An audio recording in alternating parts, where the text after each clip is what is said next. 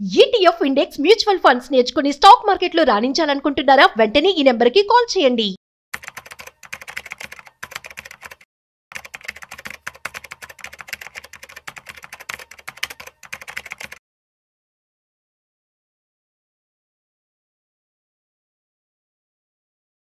మొత్తానికి 18 ఏళ్ల కల నెరవేరింది.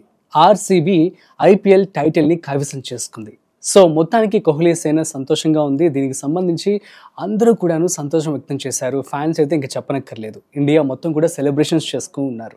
ఈ యొక్క అంశానికి సంబంధించి మరింత సమాచారం, ఫ్యాన్స్ వాళ్ళు ఎలా ఫీల్ అవుతున్నారు, సో అదేవిధంగా ఈ యొక్క ఇన్సిడెంట్, బెంగళూరు ఇన్సిడెంట్ కూడా కావచ్చు, దీనికి సంబంధించి మరింత సమాచారం సో నాకు తెలిసినటువంటి కొంతమంది క్రికెట్ ఫాలోవర్స్ ఉన్నారు. సో వారితో మాట్లాడి తెలుసుకునే ప్రయత్నం చేద్దాం. ఫస్ట్ హలో హలో కార్తిక్ గారు, నమస్తే. నమస్తే అండి, ఎలా ఉన్నారు? ఐపీఎల్కి సంబంధించి ఇప్పుడు ఆర్సీబీ టైటిల్ కైవసం చేసుకుంది. సో దీనికి సంబంధించి మీరు ఎలా ఫీల్ అవుతున్నారు, అసలు మీ ఒపీనియన్ కూడా చెప్పాల్సి ఉంటుంది. ఓకే కదా? Yeah sure. ఒకసారి లైన్ లో ఉండి నేను మరొక క్రికెట్ ఫాలోవర్ నేను కనెక్ట్ చేస్తాను. యా హలో, నమస్తే అండి. నమస్తే అండి. నేను anchor Rajiv from Suman TV. Yeah so MVS RK Prasad garu కదా? అవునండి.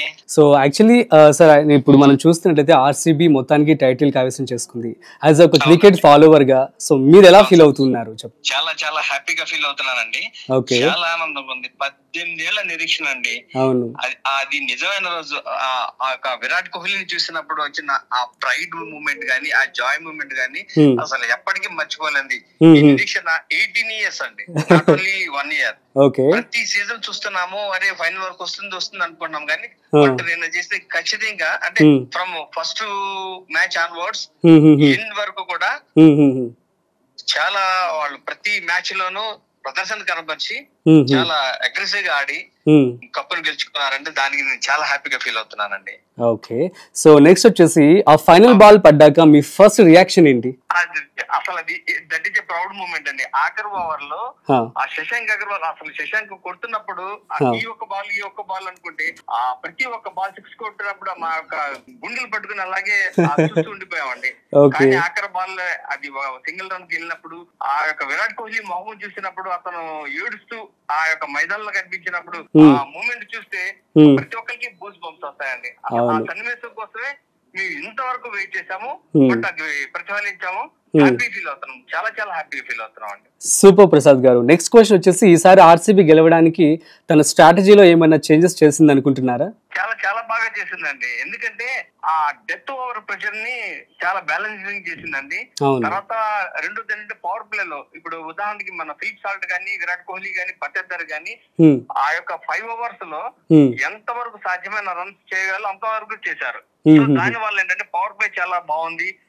మిడిల్ ఆర్డర్ బ్యాటింగ్ కూడా చాలా బాగుందండి. జితేష్ ఆ యొక్క క్వాలిఫై 2 లో చేసిన ఎక్సలెంట్ ప్రదర్శన కూడా ఫైనల్ కి రావడానికి ఒక ముఖ్యమైన కారణం ఉందండి. ఓకే, సూపర్ అండి. లైన్ లో మనతో కార్తిక్ గారు కూడా ఉన్నారు. సో తను కూడా మీలాగే క్రికెట్ ఫాలోవర్. సో తనతో కూడా మాట్లాడదాం. హలో కార్తిక్ గారు.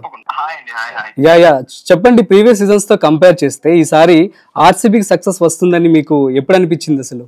యాక్చువల్లీ ఆప్షన్ దగ్గర నుంచి వాళ్ళు చాలా మెచ్యూర్ గా బిహేవ్ చేశారు. లైక్ స్టార్ ప్లేయర్స్ ని వాళ్ళని ఫోకస్ చేయకుండా, ఓవర్ హైప్డ్ ప్లేయర్స్ ని ఫోకస్ చేయకుండా ఒక కంప్లీట్ టీమ్ ఫామ్ అవడానికి ఏ ప్లేయర్స్ అయితే కావాలో వాళ్ళ గురించి వాళ్ళ మీద బిట్ చేసి, లైక్ మీరు చూడొచ్చు ఇక్కడ జాష్ హెజ్ల్వుడ్ ని తీసుకున్నారు స్టార్స్ ని కాకుండా. Like Tim David over Will Jacks మూవీని బిట్ చేయటం గానీ గానీ ఇలా ఇవన్నీ ఒక మంచి పాయింట్స్ అండి. ఇవన్నీ ఇంపాక్ట్ చూపించే టీమ్. అవును.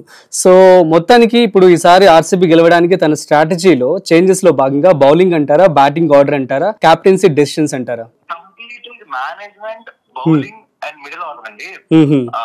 ఈ డీకేఎన్ మేనేజ్మెంట్ ఉంటుంది కదా, వాళ్ళు బ్యాట్మెన్ వర్క్ చాలా బాగా చేశారు. లైక్ ఇప్పుడు ఫిల్ సాల్ట్ గురించి చూసుకున్నా సరే, ప్రతి 3 balls కి ఒక బౌండరీ కొడుతున్నాడు, ప్రతి ఓవర్ లో వికెట్ తీస్తున్నాడు, ఇట్లా అన్ని బాగా అనాలిసిస్ చేసి మంచిగా వాళ్ళని టార్గెట్ చేసి బిట్ చేశారు.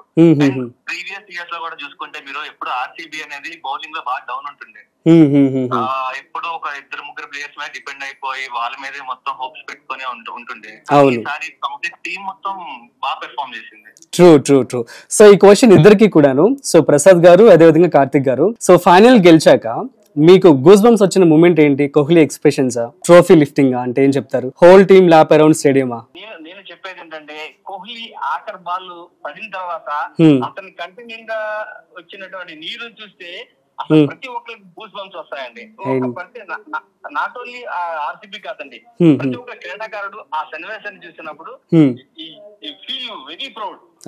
ఆ మూమెంట్ అసలు ఆ యాంగ్జైటీని తట్టుకోలేకపోయామండి. బట్ మైదానంలో వాళ్ళు ఎలా ఉన్నారో తెలియదు కానీ చూస్తున్న మనకే చాలా ఉత్సాహంగా అనిపించింది, చాలా యాంగ్జైటీగా అనిపించింది. యా. సో మరి కొంతమంది ప్రశ్న ఏంటి అంటే, మీ ఒపీనియన్ లో ఆర్సీబీలో క్రెడిట్ లేకుండా ఉంటున్న అన్సంగ్ హీరోస్ ఎవరు? సో అందరూ కూడా కోహ్లీని మాత్రమే బాగా పొగుడుతున్నారు, అసలు ఆ టీం గెలవడానికి ఇంకా చాలా మంది హీరోస్ ఉన్నారు టీంలో అని చెప్పి అంటూ ఉన్నారు. సో మీ మాటలో చెప్పండి వారి గురించి. అన్సంగ్ హీరోస్ అంటే అట్లా కాదండి, లైక్ మీరు ఇప్పుడు పడిక్కల్ గురించి చూసుకున్నా, లేకపోతే సుయాష్ శర్మ గురించి చూసుకున్నా, చాలా కోర్, చాలా ఇంపాక్ట్ చూపించారు. పడిక్కల్ నుంచి అంత బెస్ట్ అనేది మనం ఎవరు ఎక్స్పెక్ట్ చేయలేదు. ప్రీవియస్ ఇయర్స్ లో చూసుకున్నా సరే అంత బాగా పెర్ఫార్మ్ చేయలేదు. ఒక మంచి పార్ట్నర్షిప్ బిల్డ్ చేశాడు, తీసుకున్నాడు.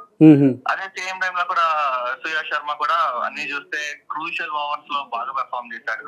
అండ్ పంజాబ్ క్వాలిఫైర్స్ లో మాత్రం గూగ్లీస్ వేయడం, వికెట్ తీయడం, మెయిన్ వికెట్ తీయడం అనేది చాలా హెల్ప్ అయ్యాయి ఆర్సీబీకి. Okay, yeah. So Karthik garu, మీరు ఫైనల్ కి గెలిచాక మీకు గూస్ బంప్స్ వచ్చిన మూమెంట్ అంటే ఏమని చెప్తారు? కోహ్లీ ఎక్స్ప్రెషన్సా, ట్రోఫీ లిఫ్టింగా?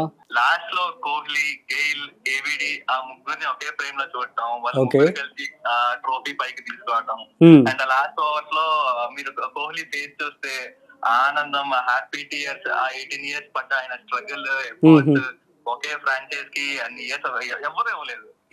ఒకే ఫ్రాంచైజ్ కి 18 years ఆడలేదు. సో అవన్నీ ఎన్నో ట్రోల్స్ ఫేస్ చేసి, ఎన్నో heartbreak moments, near misses అన్ని ఇవన్నీ ఓవర్కమ్ చేసి ఆ ఒక్క ఓవర్ లో ఆయన చూడగానే ఏదో అదొక పర్సనల్ అచీవ్మెంట్ లా, మా పర్సనల్ అచీవ్మెంట్ లా అనిపించింది. సూపర్. సో నెక్స్ట్ ప్రసాద్ గారు, ఈ సీజన్ లో ఆర్సీబీకి టర్నింగ్ పాయింట్ మ్యాచ్ అనిపించింది ఏంటి? ఈ సీజన్ లో టర్నింగ్ పాయింట్ అంటే క్వాలిఫైర్ 1 అండి. ఓకే, అది కానీ కాకపోతే మేము ఫైనల్ కి వచ్చేవాళ్ళం కాదు. బట్ ఆ యొక్క మ్యాచ్ లో జితేష్ ఆడిన తీరు, అతను 49 runs కి వచ్చిన తర్వాత నో బాల్ అవటం అతను చేసిన అదృష్టం అనుకోవాలి, మాకు వచ్చిన అదృష్టం అనుకోవాలి. లేకపోతే మేము క్వాలిఫైర్ అయ్యేవాళ్ళం కాకపోవచ్చు. బట్ అది ఆ బాలే మా మ్యాచ్ మార్చేసింది. అక్కడ నుంచి జితేష్ పట్టుకుంటే ఎవరి తరం కాలేదు. అదొక మెయిన్ టర్నింగ్ పాయింట్ మా ఆర్సీబీకి అండి. అదే విధంగా మాకు 9 మ్యాన్ ఆఫ్ ది మ్యాచెస్ వచ్చినాయండి ఈ టీమ్ లో. నాట్ ఓన్లీ బ్యాట్స్మెన్ కే కాదండి, బౌలర్స్ కే కాదు, డెత్ ఓవర్ లో వేసే ప్రతిదారి కానివ్వండి, భువనేశ్వర్ యొక్క స్వింగ్ బౌలింగ్ కానివ్వండి, లేదంటే కృణాల్ పాండ్యా చేసిన ఓవర్స్ ఎక్సలెంట్ అండి. Compare with other bowlers excellent, ఇక దానికి చెప్పలేమండి. లాస్ట్ అంటే ఫైనల్స్ లో అతను వేసిన 4 ఓవర్లు ఇచ్చిన 17 runs తీసుకున్న వికెట్లకి ఇది మార్వెలస్ అన్నమాట. ఆ 4 ఓవర్లు మనం కంపేర్ చేస్తే. ఓకే, సో కార్తిక్ గారు చెప్పండి. ఎల్ఎస్జీ మ్యాచ్ లో కూడా నిజంగా తన జితేష్ శర్మ ప్లేయింగ్ అనేది చాలా చాలా బాగుంది. లైక్ దాని వల్ల మేము క్వాలిఫైర్స్ లోకి వచ్చాము. అట్లాగే లాస్ట్ మ్యాచ్ కూడా ఫైనల్స్ లో కూడా అది 70% ఒక red soil pitch, 30% black soil mix అయిన పిచ్ అది. సో బ్యాట్స్మెన్ కే కొంచెం అప్పర్ హ్యాండ్ ఉంటది. సో ఇట్లాంటి సిచ్యువేషన్ లో 190 స్కోర్ చేశారు. సో అది ఈజీగా డిఫెండబుల్ డిఫెండ్ చేయడం అనేది చాలా కొంచెం కష్టం అది. సో ఆ టైంలో మీరు బౌలింగ్ అనేది ఎక్కువ ఎక్స్పెక్ట్ చేయలేము, ఎందుకంటే మొత్తం బ్యాటర్స్ అప్పర్ హ్యాండ్ ఉన్న పిచ్ అది. ఓకే, సో ఏం చేస్తారా అనే కొంచెం భయం ఉంటుండే. But boys played well. Super. So next question వచ్చేసి, మీ ఒపీనియన్ లో ఆర్సీబీకి చాలా కష్టపడిన టఫెస్ట్ సీజన్ ఏ ఇయర్ లో ఉంది అంటే ఏమని చెప్తారు? నా ఒపీనియన్ అండి, యా చెప్పండి. 2022 అండి, 2022 అండ్ 2024. ఎందుకంటే 2022 లో లైక్ 2021 లో ఏబిడి టీమ్ నుంచి వెళ్ళిపోయాడు. అవును. సో అది మాకు ఆర్సీబీకి కోహ్లీ తర్వాత బిగ్గెస్ట్ ఫేస్ ఎవర్రా అంటే ఏబిడియే. సో ఆయన రిటైర్మెంట్ ఇవ్వడంతో ఆ లోడ్ ఎవరు తీరుస్తారు, ఆ ప్లే ఎవరు ఆడతారు అనే టైంలో మేనేజ్మెంట్ పాస్ ని డీకెన్ తీసుకొచ్చారు, రీప్లేస్మెంట్ గా పటిదా టీమ్ లోకి వచ్చాడు. సో అదే టైంలో ఎల్ఎస్జీ తో క్వాలిఫైర్స్ లో సెంచరీ చేశాడు. సో అక్కడ నుంచి ఆర్సీబీ మేనేజ్మెంట్ అనేది ఒక బాగా స్కౌటింగ్ చేసింది, మంచి యంగ్ ప్లేయర్స్ కావాలి అన్నట్టు. అండ్ 2024 లో కూడా అట్లా కంబ్యాక్ ఎవరు మర్చిపోతారండి. 1% అనేది ఉంది మాకు ఛాన్సెస్ అనేది అనుకుంటుండే. ఆ టైంలో 1% 10 అయింది, 10 100 అయింది. అండ్ ఫైనల్ చెన్నైతో మ్యాచ్ అనేది అసలు ఎవరు మర్చిపోలేదు. Full inspiring. ఈ సీజన్ లో కూడా చాలా ఫ్రాంచైజెస్ కూడా ఇన్స్పైర్ అయ్యాయి అది చూసి. లైక్ లాస్ట్ ఇయర్ ఆర్సీబీ ఇట్లా చేసింది, సో మేము కూడా ఈ సీజన్ మేము వాళ్ళని ఇన్స్పైర్ అయ్యి చేస్తాము అన్నట్టు. Okay, yeah super. Anyway congratulations to both of you. And ఇంకొక విషయం ప్రసాద్ గారు, సో మనం చూస్తున్నట్టయితే నిన్న సక్సెస్ మీట్ లో భాగంగా సో చిన్నస్వామి స్టేడియంలో ఆల్మోస్ట్ తొక్కిసలాట జరిగి 11 మంది ప్రాణాలు కోల్పోయారు అండ్ 75 మంది ఇంజరీ కూడా అయ్యడం జరిగింది అనమాట. సో దీన్ని మీరు ఎలా చెప్తారు ఏంటి? చాలా బాధాకర సన్నివేశం అండి, ఎందుకంటే ఉత్సాహం ఉండొచ్చు కానీ అమిత ఉత్సాహం ఉండకూడదు, అలాగే జరిగిందండి. బట్ కాకపోతే ఇది యాజ్ ఏ ఒక క్రీడాకారుడిగా దానికి సంబంధించిన వ్యక్తిగా కూడా నేను దానికి చాలా బాధపడతానండి. ఆ కుటుంబ సభ్యులందరికీ ప్రగాఢ సానుభూతి తెలియజేస్తున్నాము. ఇది పొరపాటు జరిగింది, కాకపోతే అత్యుత్సాహ ప్రదర్శన వల్ల జరిగింది.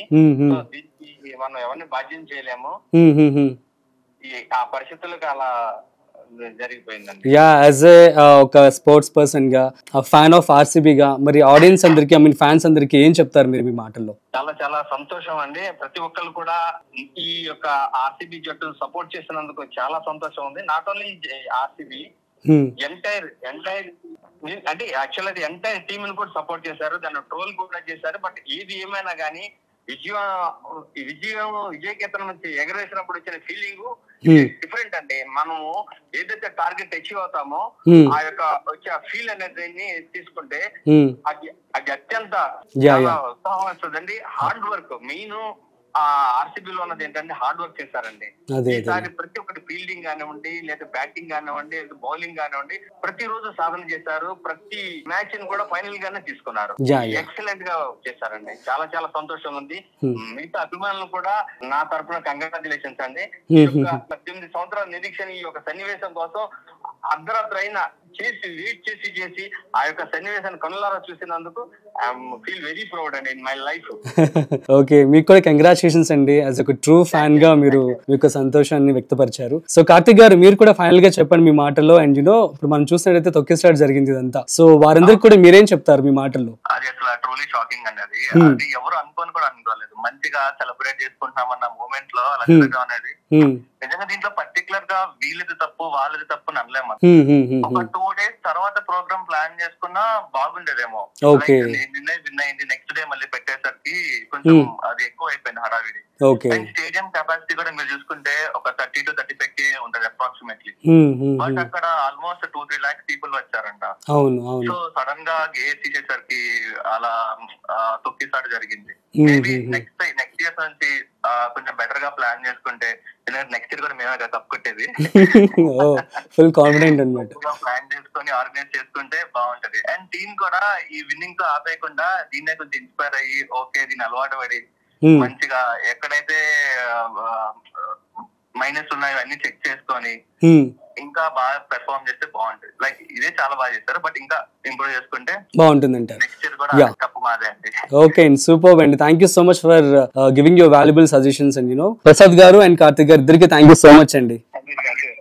సో గైస్, ఇది మనం చూస్తున్నాం కదా, కోహ్లీ సేన అయితే చాలా సంతోషంగానే ఉంది. కాకపోతే నిన్న ఏదైతే ఆ ప్లాన్ వెంటనే, సో ఆఫ్టర్ మ్యాచ్ గెలిచిన తర్వాత రోజే ఈ యొక్క సక్సెస్ మీట్ అనేది పెట్టడం కొంచెం బాధాకరమైన విషయం ఉన్నట్లుగా కూడా వారు చెప్తూ ఉన్నారు. సో మేబీ అది కూడా ట్రూ అవ్వచ్చేమో, కొన్ని 2-3 రోజుల తర్వాత కొంచెం సద్దు మడిగిన తర్వాత పెడితే బాగుండేదేమో. సో ఎనీహౌ, సో జరిగిపోవాల్సిన నష్టం మీద జరిగింది కాబట్టి, సో మీరందరూ కూడా నెక్స్ట్ టైం చాలా జాగ్రత్తగా ఉండండి ఇటువంటి వాటికి వెళ్ళేటప్పుడు. సో మనం ఇంతకుముందు కూడా చూస్తూ ఉన్నాము, తొక్కిసలాటలో బంగా చాలా మంది ప్రాణాలు కోల్పోయారు. So be careful and once again congratulations to the RCB team. మరొక ఇంట్రెస్టింగ్ కాంటెంట్ తో మళ్ళీ కలుద్దాం. అంతవరకు చూస్తూనే ఉండండి సుమన్ టీవీ.